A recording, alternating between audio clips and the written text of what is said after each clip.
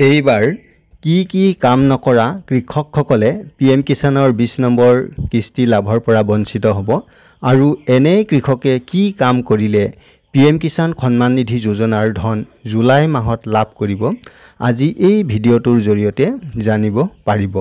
নমস্কাৰ কৃষক বন্ধু বান্ধৱীসকল, আশা কৰোঁ ভালে আছে। প্ৰথমে ডিজিটেল ভক্ত ইউটিউব চেনেললৈ আপোনালোক সকলোকে ওয়েলকাম জনাইছোঁ। আপোনালোকে সকলোৱে জানে বৰ্তমান পিএম কিষাণ যোজনাৰ আহিব লগা কিস্তিটো 20 নম্বৰ কিস্তি। কেন্দ্ৰ চৰকাৰে এই যোজনাৰ দ্বাৰা কৃষকসকলক প্ৰত্যেক বছৰত 3টাকৈ কিস্তি প্ৰদান কৰে। প্ৰত্যেক বছৰতে প্ৰথমটো কিস্তি প্ৰদান কৰে এপ্ৰিল মাহৰ পৰা জুলাই মাহৰ ভিতৰত। বছৰৰ দ্বিতীয়টো প্ৰদান কৰে আগষ্ট মাহৰ পৰা নৱেম্বৰ মাহৰ ভিতৰত আৰু বছৰৰ তৃতীয় কিস্তিটো চৰকাৰে প্ৰদান কৰে ডিচেম্বৰ মাহৰ পৰা মাৰ্চ মাহৰ ভিতৰত।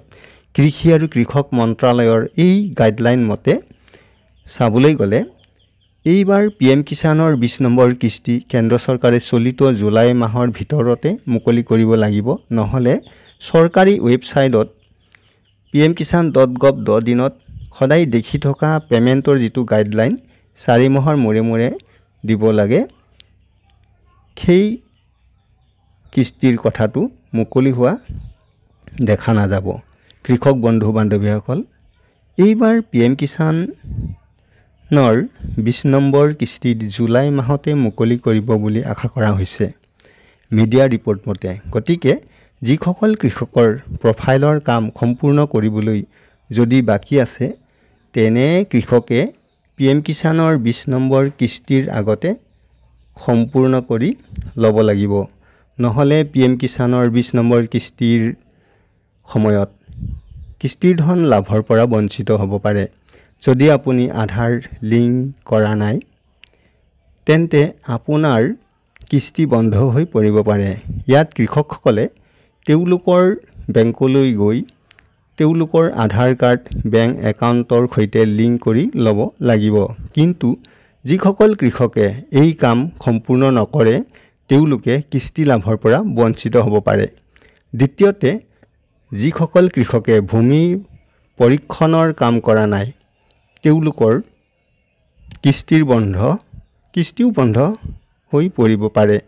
ইয়াত আঁচনিৰ সৈতে জড়িত কৃষকৰ মাটি পৰীক্ষা কৰা হয় আৰু সকলো শুদ্ধ বুলি ধৰা পৰিলেই আঁচনিৰ সুবিধা লাভ কৰা হয়।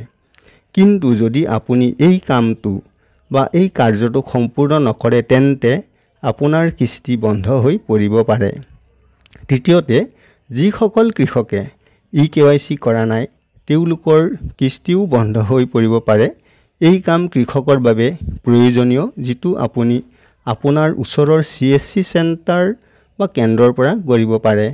ইয়াৰ উপৰিও আঁচনিখনৰ অফিচিয়েল ৱেবছাইট pmkishan.gov.in তাৰ পৰাও এই কাম সম্পন্ন কৰিব পাৰিব। কিষাণ এপৰ জৰিয়তেও KYC কৰিব পাৰিব। যদি আজি এই চেনেলত নতুন আহিছে, চেনেলটো ছাবস্ক্ৰাইব কৰিব, যাতে আগলৈ আহিব লগা নতুন আপডেটবোৰ পাই থাকে। ধন্যবাদ।